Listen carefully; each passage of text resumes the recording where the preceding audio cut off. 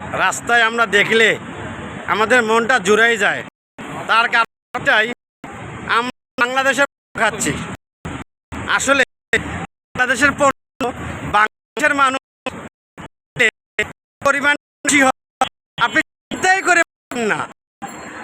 সবাই বাংলাদেশের জন্য পছন্দ করি, ইসরায়েলের কেন খাই? বাংলাদেশের পণ্য, তার কারণ হচ্ছে বাংলাদেশের কোনো বাইরে কোনো জিনিস খাবেন না।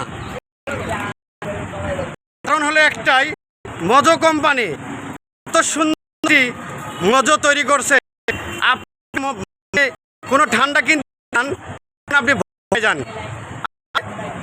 খাবো কি খাবো, একটা মজা কি লাগে।